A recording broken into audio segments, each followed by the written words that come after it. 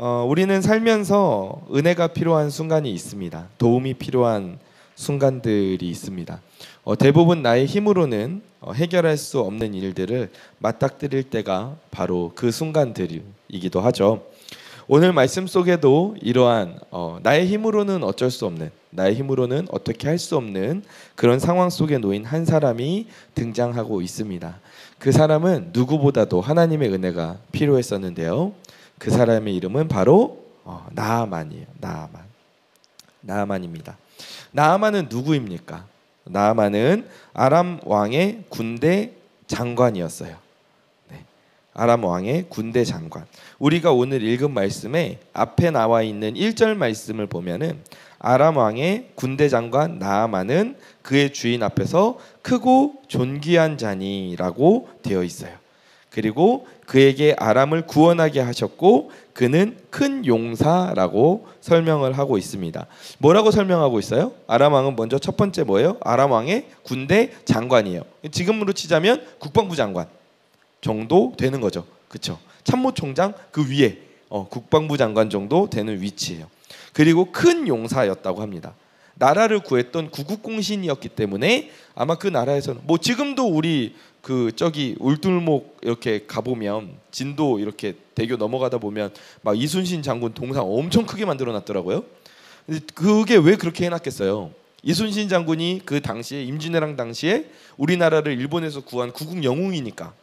그러니까 우리가 그렇게 지금도 기념을 하고 그렇게 이순신 장군을 기억하는 거잖아요. 마찬가지로 이 나아만도 아람이라는 이 나라를 결정적인 순간에 구원했던 그 일을 했기 때문에 지금 이 아람에서 굉장히 큰 위치에, 높은 위치에 올랐고 사람들이 딱 보면 아람 왕의 군대 장관 나아만 대단한 사람이지, 누구나 자타공인 인정하는 그런 사람이 바로 나아만이었어요. 그러니까 크고 존귀한 자라는 명성을 얻고 있었죠. 그런데 1절 말씀을 보면 이렇게 앞에 좋은 설명들을 쭉 이야기를 하고 나서 마지막에 한 단어가 등장을 하는데 그게 뭐냐 하면은 그는 큰 용사이나 나병 환자더라 라고 나와 있어요. 그는 큰 용사이나 나병 환자였어요. 그러니까 이 나병 환자라는 것은 그가 지금까지 가지고 있었던 그 앞에 수많은 수식어들로는 해결할 수가 없는 문제였죠. 아람을 구했고 아람 왕의 군대 장관이었고 나라를 구한 구국 영웅이었고 자타공인 인정받는 그러한 위대한 사람이었지만 그가 나병 환자였다는 사실에서 벗어나기에는 그 앞에 그 수많은 화려한 수식어들이 아무런 도움을 주지 못하는, 지금 나아만이 그러한 상황에 처해 있었어요. 지금 이 나아만이 겪고 있는 나병이 현대 문둥병인가에 대해서는 많은 학자들의 다양한 의견이 있어요. 그런데 어쨌건 이 병은 나아만에게 있어서 긍정적인 영향을 주진 않았어요. 굉장히 마이너스였고, 그리고 나아만은 이 병을 고치고자 굉장히 노력했겠죠. 하지만 이 문제는 해결되지 않았어요. 그가 가지고 있었던 명예, 권력, 그 많은 것들로도 뭐 명예와 권력이 있으니까 어느 정도 재물도 있었지 않았을까요? 그렇죠? 그리고 사람을 충분히 동원할 수도 있었을 거예요. 뭐 진시황이 불로초를 찾으러 막 이렇게 막 보냈잖아, 사람들을. 그런 것처럼 아마 이 나아만도 자신의 병을 고칠 수 있는 수많은 방법들을 수많은 부하들을 통해서 찾으려고 백방으로 수소문을 하고 노력을 했을 거예요. 그런데도 이 나아만의 병은 해결되지 않았어요. 그러던 중에 나아만 장군의 아내를 섬기고 있었던 몸종이 있었는데 그 몸종이 이스라엘에서 잡아온 소녀였거든요. 포로로 잡아온 소녀였는데 이 히브리 소녀에게 한 이야기를 듣습니다. 바로 이스라엘의 선지자의 이야기를 듣는 거죠. 나아만이 얼마나 이 병을 고치고 싶었는지. 근데 당시에 이 아람과 이스라엘의 나라에 넘어가는 게 이게 쉬운 일이 아니거든요. 사실 국경을 넘어가야 되는 일이고, 그리고 이게 뭐 자칫 잘못하다가는 국제관계에 이게 문제로 비화될 수도 있는 그런 상황이기 때문에, 또 아람 왕의 군대 장관이 혼자 가겠어요? 가면은 뭐 수많은 부하들과 식솔들을 데리고 넘어갈 거 아니에요. 그러니까 이거는 쉬운 일이 아니야. 보통 일이 아니야. 그래서 나아만이 아람 왕에게 찾아가서 바로 허락을 구합니다. 제가 이런 문제를 때문에, 왕도 다 알고 있었을 거예요. 이런 문제 때문에 제가 좀 이스라엘에 가서 이 문제를 해결할 수 있는 방법을 좀 찾고 오고 싶다. 그러니까 아람 왕이 또 나아만을 얼마나 아꼈는지 그걸 또 바로 허락을 해줘요. 그리고 허락해 주는 걸로 그치지 않고 직접 이스라엘 왕에게 편지를 씁니다. 편지를 써요. 나아만의 병을 좀 낫게 해달라고 부탁을 해요. 그리고 나서 금과 은과 옷들을 짊어지고, 왜냐하면 이게 병을 고치려고 하면 이게 뭔가 그래도 대가를 요구할 수도 있잖아. 그러니까는 은과 금과 뭐 옷과 이런 것들을 다 짊어지고 그토록 인생에서 간절하게 바라고 원했던, 자신이 가진 것으로는 해결할 수 없었던 그 병 고침을 위한 여행을 시작을 하게 되죠. 근데 나아만이 이스라엘 왕에게 도착하기 전에 아람 왕이 보낸 편지가 이스라엘 왕에게 먼저 도착했어요. 근데 이 편지를 받아서 왕이 읽었는데 이 죽을 맛인 거야. 이스라엘 왕이 그 글을 읽고 자기 옷을 찢었어요. 완전 막 찢었어. 그러니까 그만큼 괴롭다는 거지. 이 성경 속에 보면은 옷을 찢었다라는 표현이 막 많이 나와요. 근데 지금의 약간 찢었다 막 이런 표현과는 달라요. 지금 막 찢었다 그러면 무대를 찢었다 막 이런 걸 생각하는데, 근데 그런 찢은 개념이 아니에요. 굉장히 괴롭고 어떻게 해야 될지 모르겠고 이런 비통한 심정을 표현하는 그런 상황이거든요. 옷을 찢으면서 내가 사람을 죽이고 살리는 하나님이냐, 그가 어찌하여 사람을 내게로 보내 그의 나병을 고치라 하느냐. 그래서 왕이 무슨 생각을 하냐 하면, 이거는 아람 왕이 나한테 시비를 거는 거다. 우리한테 시비를 걸어서 이 나아만의 병이 안 나으면 이거는 아람이 이걸로 태클을 걸어가지고 이스라엘을 치려고 하는 계략이구나 라고 이스라엘 왕이 생각을 해요. 그러니까는 이렇게 생각이 드니까 지금 이스라엘 왕이 무슨 생각이 들어? 이건 우리가 이 아람하고 싸웠으니 이게 이스라엘이 싸울 수가 없거든. 이게 붙을 수가 없는 상황이거든. 그러니까는 이게 이스라엘 왕이 너무너무 괴로운 거예요. 또 왕은 나아만의 나병을 고칠 능력이 없잖아. 왕한테도. 아니 그 아람에 기고 나르는 많은 사람들도 못 고치는 그 병을 어떻게 이스라엘 왕이 고치냔 말이야. 고칠 수가 없죠. 근데 그렇게 안절부절 못하고 있는 왕 앞에 한 사람이 등장하는데, 그 사람이 누구냐 하면 바로 8절 말씀에 등장하는 엘리사예요. 엘리사가 뭐라고 말합니까? 우리 같이 한번 8절 말씀 읽어봅시다. 시작.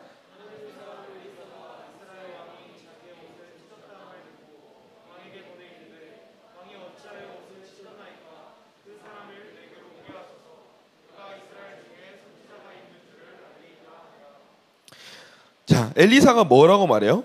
왜 왕이시여 옷을 찢습니까? 아까운 옷을 왜 찢습니까? 그럴 것이 아니라 그 사람을 나에게로 오게 하십시오. 그 사람이 지금 이스라엘에 선지자가 있는 줄을 알고 이스라엘에 오고 있습니다. 지금 그렇게 이야기를 하고 있는 거예요. 그래서 이스라엘 왕이 뭐라고 뭐 할 게 없잖아. 본인이 뭐 나아만을 만나서 뭐 할 거야? 뭐 인사할 거야? 뭐 할 거야? 그러니까는 엘리사에게 그냥 바로 나아만을 보냈어요. 그리고 나아만이 엘리사의 집에 드디어 도착을 했습니다. 나아만의 마음이 어땠겠어요? 어땠겠어요? 얼마나 설레었을까? 그지? 자기가 정말 괴로웠던 그 몇 년 또는 몇십 년에 수십 년에 이르는 그 고통 가운데 있었던 그 시간, 그리고 이게 나병이 지금 현재 문둥병이라면 본인의 그 병이 진행되는 모습을 본인이 보고 그걸 느낄 수 있거든요. 그러니까는 이게 굉장히 괴로운 거예요. 그런 상황 가운데 있었던 이 나아만이 지금 어떤 마음으로 이 엘리사 앞에 왔을까? 아마도 그 마음속에 일말의 희망이 있었겠죠. 일말의 희망이라기보다는 아마 큰 희망을 품고 왔을 거예요. 만약에 이 쉽지 않은 일이 이루어진다면 어떤 대가든 치르고 싶은 마음도 있지 않았을까요? 내가 군대 장관에서 은퇴한다 그래도 어쩌면은 이 병을 낫고 싶었을지도 몰라요. 내가 가지고 있는 모든 것들을 다 내려놓는다 해도 고치고 싶었을 거예요. 물론 내려놓는다 해도 고칠 수 없었지만 아마 그런 간절한 마음이었을 거예요. 그래서 많은 재물이라도 들고 온 거였잖아요. 근데 나아만이 엘리사의 집 앞에 딱 있는데 예상치 못한 일이 일어나요. 집에서 누군가가 나와요. 근데 그 사람이 엘리사가 아니야.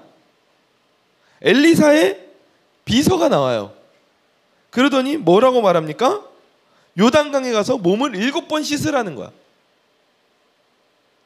그러면 나병이 나을 거라고 이야기를 하는 거예요. 이 말을 들은 나아만이 이게 그러니까 맥이 탁 풀린다고 하지 이게 어이가 없는 거야. 어처구니가 없는 거야. 왜냐하면 일단 보세요. 나아만은 지금 현대로 치자면 국방부 장관이에요. 우리나라에 미국의 국방부 장관이 왔다 칩시다. 그러면 일단 국방부 장관이 우리나라에 오고 뭐 무슨 일정을 하고 이게 다 모든 계획과 그 통제하에서 이게 이루어지잖아. 그리고 어떤 사람을 어떻게 만날 것이며 이게 동선이나 앉는 자리나 뭐 만나서 무슨 이야기를 할 것인가까지 심지어 다 그걸 준비를 하고 조율을 해요. 그러니까 원래대로라면 지금 나아만이 딱 이렇게 엘리사의 집 앞에 왔잖아. 그러면 자 먼저 누가 나와서 인사를 어떻게 합니다. 그리고 집으로 뭐 맞이를 하든지 아니면은 엘리사가 집 앞에 나와서 뭔가 인사를 하든지 그리고 나서 뭐 엘리사가 지금 있는 이 집을 한번 이렇게 돌아보고 뭔가 이런 프로그램들이 계획이 되어 있었어야 돼. 그런데 그런 게 전혀 없는 거야. 그리고 비서가 띵 나와가지고 이야기하는 말이 가서 요단강 가서 7번 몸을 씻으라는 거야. 정작 선지자라는 엘리사는 코빼기도 안 보이고.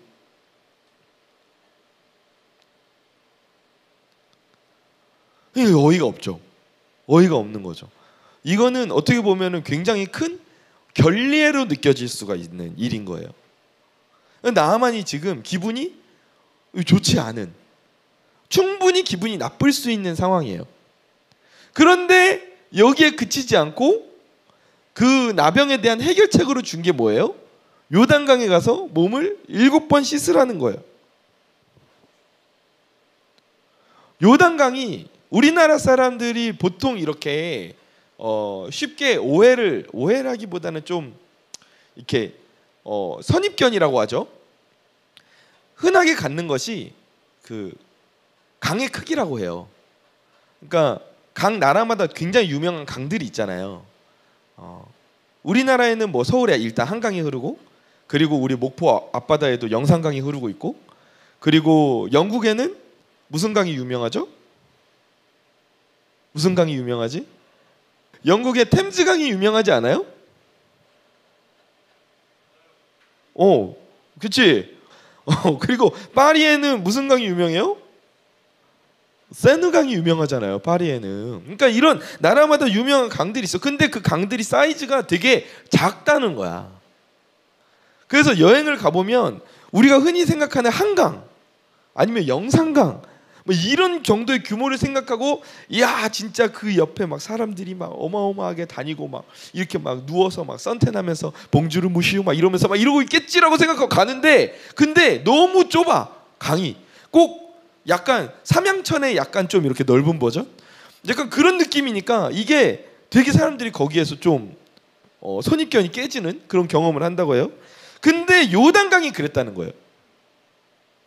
요단강이 말이 강이지 실제로는 그 강이 굉장히 작고 그리고 이 나아만이 이야기를 하잖아요. 황금의 강이라고 부를 정도로 아람에도 굉장히 유명한 강들이 있었어.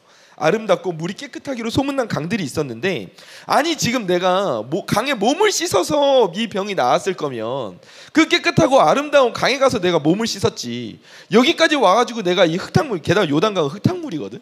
물이 깨끗하지가 않아요. 그러니까 어떻게 보면 최악이지.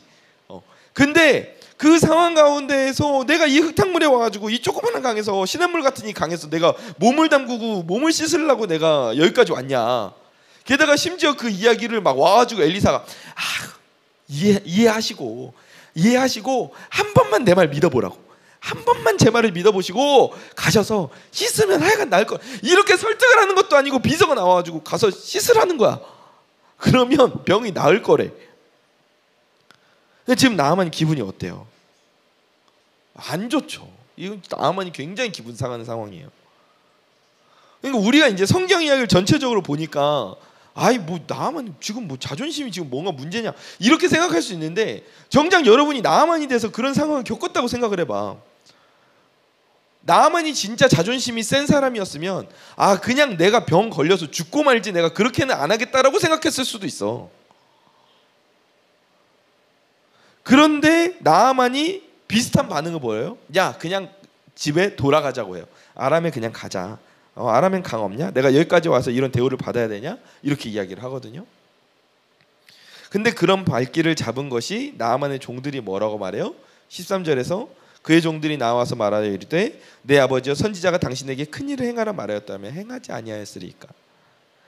아니 나아만 주인이시여 장군이시여 지금 여기까지 오신 것은 병이 낫게끔 하기 위해서 왔는데 만약에 그 병이 낫게끔 하기 위해서 많은 대가를 지불해야 된다고 하면 그 대가를 충분히 지불하지 않았겠습니까?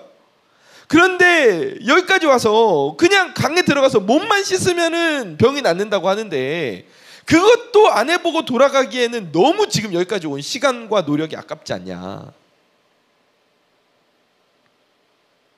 그러니까 나아만이 그 말을 듣고 생각에 빠지는 거예요. 근데 나아만이 고민을 하는 게 충분히 이해가 돼. 왜냐하면 지금 나아만은 혼자 온 게 아니잖아요. 많은 식솔들을 데리고 왔단 말이에요. 말과 병거들을 거느리고 왔다고 해요. 왜냐하면 지금 이스라엘과 아람은 동맹국이 아니에요. 심심치 않게 전쟁을 하던 적대 국가 상황이에요. 근데 그런 상황에서 지금 병을 고치기 위해서 국경을 넘어온 상황이긴 하지만 언제 이스라엘이 매복하고 있다가 공격할지도 모르는 상황이야. 그러니까는 말과 병거를 충분히 데리고 온 거예요. 그런데 강에 가서 몸을 씻어야 돼.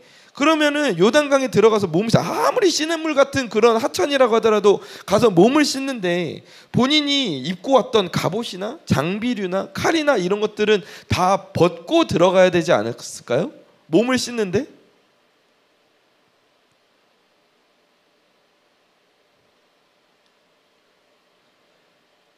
그리고 또 몸을 씻는데 무슨 뭐 이게 자랑하려고 막 이렇게 막 사람들 앞에서 막 훌렁훌렁 옷을 벗고 막 이렇게 와 씻으러 들어간 지금 여러분들 막 삼양천에 막 훌렁훌렁 옷 벗고 들어가 와 씻으러 들어가면은 경찰에 받겠죠. 그러니까 이게 사람들하고 어느 정도 거리를 떼어놓고 본인이 몸을 이렇게 씻어야 되는 그런 상황이었을 거예요. 아무래도 또 장군이니까. 그런데 무방비 상태로 그럼 있어야 되는 거잖아. 갑옷도 벗고 주변에 나를 가까이서 지켜줄 사람도 없어. 근데 요단강이 큰 강도 아니고 강 건너편에서 수풀에서 숨어 있다가 활 한 방 쏘면은 그러니까 그런 일이 지금 일어날 수 있는 거야. 충분히. 그러니까 나아만이 이게 생각이 많아질 수밖에 없는 거야. 단순하게 이게 강에 들어가서 그냥 씻는 게 아니거든요. 지금 나아만의 손에 걸린 문제가 너무 많아.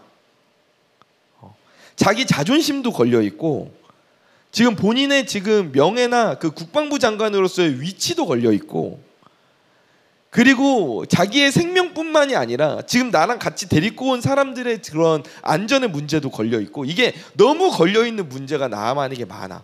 그러니까 나아만이 생각이 많아질 수밖에 없는 그런 상황이에요. 그런데 그때 나아만이 무슨 결정을 합니까? 어떻게 해요? 엘리사의 말대로 호위병들을 모두 다 물러가게 하고 중무장을 벗고 병든 몸을 이끌고 요단강에 들어가는 거예요. 그리고 7번 몸을 씻어요. 그러니까 어떤 일이 일어납니까? 우리 본문 14절 같이 한번 읽어봅시다. 시작. 나아만이 이에 내려가서 하나님의 사람의 말대로 요단강에 7번 몸을 잠그니 그의 살이 어린아이의 살같이 회복되어 어떻게 되었다고요? 깨끗하게 되었더라. 아멘. 아멘. 여러분 이런 치유의 기적이 저와 여러분의 있기를 간절히 축원합니다. 나아만의 나병이 깨끗하게 나은 거예요. 그는 기쁜 마음으로 엘리사에게 돌아와서 뭐라고 고백합니까? 이스라엘의 하나님 외에는 다른 신이 없다는 것을 본인이 이제 알겠다라고 고백해요. 하나님의 이름을 높이고 영광을 돌립니다. 여러분 이게 하나님의 은혜를 맛본 사람의 모습이에요. 하나님께서 내가 아무리 무슨 내가 가진 것을 통해서도 해결받지 못했던 그 문제가 하나님의 은혜를 통해서 해결됨을 누린 사람은 어떻게 할 수밖에 없어요? 하나님이 유일한 나의 하나님임을 고백할 수밖에 없고 그리고 하나님의 이름을 높이고 영광을 돌릴 수밖에 없어요. 나아만의 모습에서 우리가 알 수 있는 거예요. 여러분, 나아만의 한평생 바람이었고 수많은 노력을 했던 그의 노력이 드디어 병고침을 받았어요. 나아만이 드디어 병고침을 받았어요. 그러면 무엇이 나아만의 병을 고친 것입니까? 왜 나아만의 병이 고침을 받게 되었죠? 지금 나아만이 이스라엘을 넘어오면서 가지고 온 재물의 양이 은이 약 340kg, 금화가 6,000개, 옷이 10벌이었다고 해요. 굉장한 재물들을 갖고 넘어온 거죠. 자기의 병이 낫는 대가로 이 정도는 지불할 수 있다고 생각하고 갖고 온 거예요. 근데 나아만이 그 재물을 통해서 병이 나았습니까? 그렇지 않아요. 오늘 말씀의 뒷부분을 보면 나아만이 낫고 난 후에 엘리사에게 자기가 갖고 왔던 재물을 주려고 하지만 엘리사가 그 재물을 받지 않아요. 그러니까 나아만이 병이 나았던 것은 그가 가지고 온 재물로 인함이 아니었어요. 그렇다면 나아만은 무엇을 통해서 병이 나았습니까? 나아만이 가지고 있었던 명예와 권력이 그의 병을 낫게 만들었나요?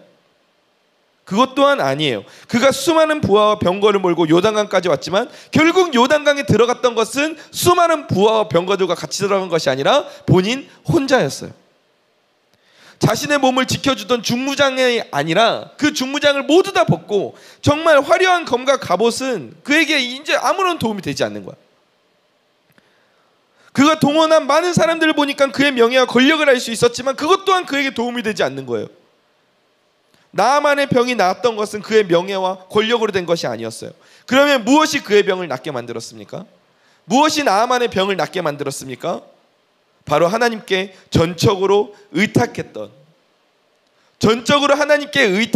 그 믿음이 나아만을 낫게 한 줄 믿으시기 바랍니다.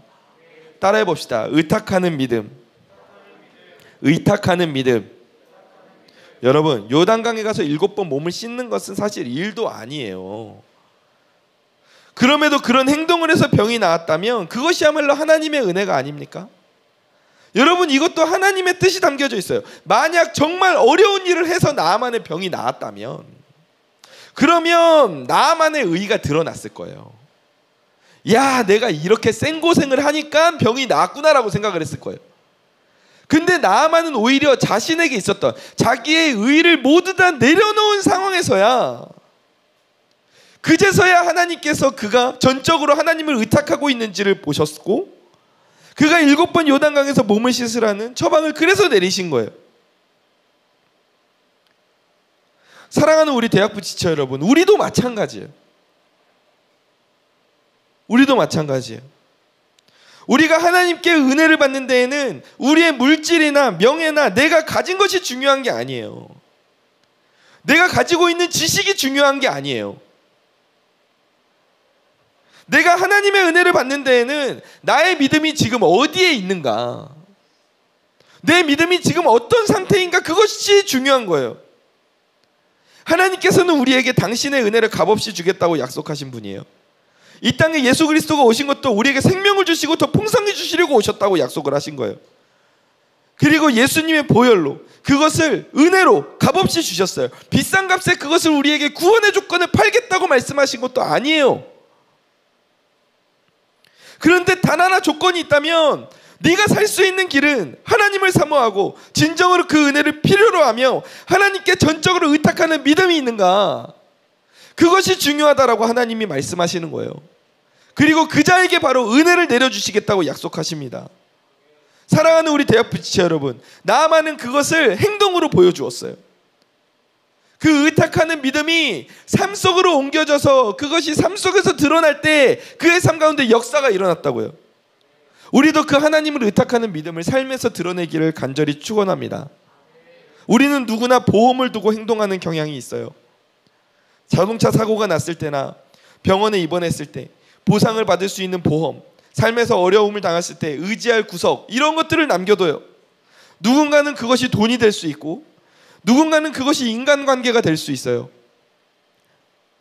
나아만에게 있어서는 그가 위치한 명예와 권력과 재물과 많은 것들이 그에게 있어서도 의의가 되고 그의 능력이 되었을 거예요. 그것이 그의 인생의 보험이었겠죠. 위기 상황 가운데에서 그것들이 나의 인생을 지켜줄 수 있을 거라고 생각했을 거예요. 그리고 그것들을 나의 능력이라고 여기며 나를 보호해주는 보호막처럼 여기고 살아갔을 겁니다.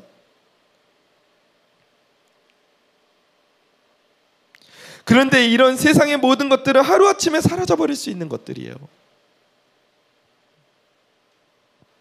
여러분에게 여러 번 이야기합니다. 세상의 것들은 여러분을 지켜주지 않아요. 돈이 여러분의 인생을 책임져 주지 않습니다. 명예나 권력이 여러분에게 순간적인 안락함이나 순간적인 어떤 위치를 제공할 수는 있겠지만 그것이 궁극적으로 여러분의 인생을 지켜주지 않아요. 그래요. 100번 양보해서 여러분의 인생을 지켜줄 수 있다라고 칩시다. 그런데 그것이 여러분의 인생을 구원해 주지는 못합니다. 그런 것들이 하나님 앞에 여러분이 설 수 있게끔 해주지 않아요. 그건 아무 상관이 없는 거예요. 나아만도 많은 물질을 가지고 왔고 많은 권력을 가지고 왔지만 결국 그가 은혜를 입고 병이 나을 수 있었던 때는 그의 본질을 깨달았을 때였어요. 아무도 없는 곳에서 혼자 갑옷과 옷을 벗으며 자신의 상처 입은 몸을 바라볼 때, 더러운 몸을 볼 때 나아만이 그제서야 깨닫는 거예요. 아, 이게 나구나. 이게 나의 모습이구나. 내가 그동안 많은 사람들과 나를 섬겨주는 수많은 종들에게 둘러싸여서 호화스러운 생활을 해왔지만 그 모습이 나의 모습이 아니구나. 나는 그저 하나님의 은혜가 필요한 병들어 있는 한 사람에 불과한 것이구나. 그제서야 나아만이 깨닫는 거예요. 이걸 깨닫고 자신이 의지했던 모든 것들을 내려놓고 하나님께 나아가는 거예요. 하나님께 전적으로 맡기고 의탁할 때, 말뿐이 아닌 행동으로 나아갈 때, 그때 나아만에게 하나님께서 은혜를 부어주시는 거예요. 우리도 마찬가지입니다. 우리가 믿고 의지해야 할 분 누구입니까? 바로 하나님 한 분뿐인 줄 믿습니다. 여러분, 하나님께 전적으로 의탁하는 그런 믿음을 가지고 저희들이 살기를 원합니다. 여러분, 양다리를 걸치는 게 아니에요. 내 것을 믿고 하나님보다 그것을 더 의지하는 게 아니에요. 심지어 우리들이 이렇게 좀 약은 생각으로 살 때도 있어요. 일단은 내가 가지고 있는 거 의지해보고 안 되면 하나님께 기도해보지 뭐, 이런 생각을 가지고 우리가 살 때도 있어요. 그런데 우리가 그렇게 살면 안 돼요. 오직 하나님만이 나의 구원자가 되시고 오직 하나님만이 나에게 은혜가 되시며 그 삶 속에서 믿음을 드러내면서 우리가 살아가야 된다는 거죠. 그것이 바로 전적으로 하나님을 의탁하는 믿음입니다. 우리 모두 이런 믿음을 가지고 살아가는 저 여러분 되기를 간절히 축원합니다.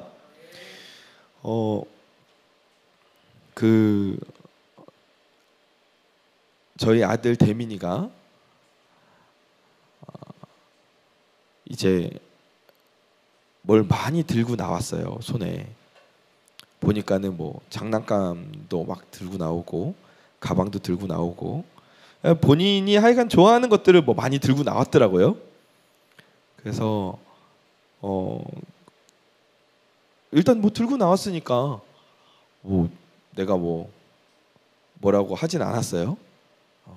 근데 그거를 손에다가 다 가득 짊어지고는 나한테 손을 잡으라는 거야. 아니, 자기 손에 뭐 너무 많은데 이 손을 잡으라는 거야. 손가락 하나도 내가 잡을 틈이 없는데.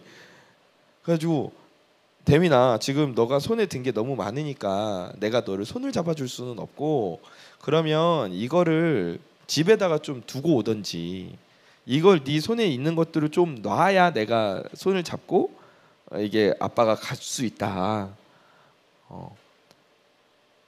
이건 뭐 머리에 이고 갈 수도 없고, 이거 좀 너의 손에 있는 걸 좀 놔야 돼. 근데 싫다는 거야. 이걸 꼭 자기는 다 가지고 가야겠대. 그런데 이거를 너가 다 가지고 가면 내가 아빠가 손을 잡고 갈 수가 없어. 지금 네 손을 너가 봐라. 아빠 손이 들어갈 구석이 건덕지가 있냐. 이거를 너가 집에다가 몇 개를 두고 다 내려놓고 오든지, 그러면은 아빠가 네 손을 잡아줄 수 있을 것 같아. 너가 원하는 대로 같이 이렇게 갈 수 있을 것 같아. 그래서 결국에는 설득이 됐어요. 그래서 이제 좀 몇 개 짐들을 많이 이제 좀 내려놓고 또 얘가 좀 약간 이렇게 좀 결단이 빨라요. 그래가지고 그렇게 이야기를 하니까 그래 그러면 나 뭐 안 가지고 갈래. 다 그냥 막 던져놓고 나오더라고. 그래가지고 이렇게 제가 데리고 나갔는데 여러분 이게 어쩌면 저는 대민이 모습을 보면서 좀 제 모습이 많이 보이더라고요. 그러니까 나도 내 손에 든 게 너무 많아. 내가 붙잡고 의지하고 갖고 가고 싶은 게 너무 많아. 근데 그러면서 하나님한테도 내 인생에 손을 붙잡아 달라고 막 이렇게 막 간구를 하는 거야. 하나님이 나를 봐도 그렇게 말씀하실 것 같아. 야, 지금 네 손에 가진 게 너무 많아서 내가 너 손을 잡고 갈 수가 없다. 그렇게 말씀하실 것 같은 거야. 근데 혹시 그게 우리의 모습은 아닌가? 좀 돌아볼 필요가 있을 것 같아요. 여러분, 우리가 결단할 때가 필요해요.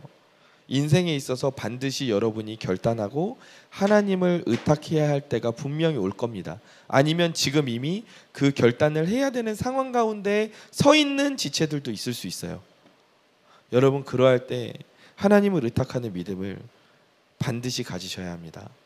그래야 여러분이 그것이 살 수 있는 방법이에요. 수련회가 다가오고 있습니다. 이것 또한 결단이 필요할 때입니다. 수련회를 통해서 항상 이 수련회는 참 묘해요. 수련회 가기 전까지는 이게 되게 좀 이게 결정하기가 좀 고민되고 막 이렇게 갈등되고 이럴 때가 있거든요. 근데 정작 수련회 가면 괜찮아. 또 재밌어. 막 애들 막 보면은 너희들 보면 얼마나 웃긴지 몰라. 막 이렇게 이걸 애들이 이렇게 할까? 너무 유치하다고 생각하지 않을까? 근데 뭐 너무 신나게 막 하고 있어. 막 이러니까는 그래 아이들도 이런 걸 좋아하는구나라고 생각을 하는데 여러분 결단이 필요해요. 여러분 수련회는 날이면 날마다 오는 수련회가 아니고 물론 1년에 2번씩 하지만 그 수련회의 주제는 웬만하면 다시 돌아오지 않습니다. 그리고 그러니까 그 수련회를 통해서 여러분이 받을 수 있는 은혜는 웬만해서는 여러분 인생이 한 번 지나가면 다시 오지 않아요. 여러분이 그것을 좀 우선순위로 1순위로 생각을 했으면 좋겠어요. 여러분의 일정이 많은 것도 저도 알고 있습니다. 여러분이 누구보다 바쁜 인생을 살아가고 있다는 것도 저도 알고 있어요. 그래서 때로는 너무 안타까워. 애들이 정말 바쁘게 사는구나. 인생이 진짜 팍팍하다 이런 생각을 할 때도 있어요. 그런데 그 팍팍한 인생에 하나님이 필요하다는 걸 제가 경험을 했고 제가 아니까 여러분에게 그렇게 권면할 수밖에 없어요. 여러분의 인생이 분주하고 바쁘고 팍팍할 때 그거 여러분이 공부에도 몰두하고 여러분이 일에도 몰두한다고 해서 그것들이 해결되지 않습니다. 제가 그렇게 살아봤어요. 안 되더라고. 근데 결국에는 하나님 앞에 나아올 때 그것들이 인생의 문제가 해결이 돼요. 이건 제가 경험한 진리입니다. 수련회뿐만 아니라 여러분의 인생에 있어서 하나님께 전적으로 의탁해야 되는 상황이 놓여질 때 여러분 기꺼이 여러분의 손에 붙잡혀 있는 여러분의 것들을 포기하고 하나님만 붙잡고 나아가는 그러한 믿음, 의탁하는 믿음을 가진 저와 여러분이 되길 간절히 축원합니다.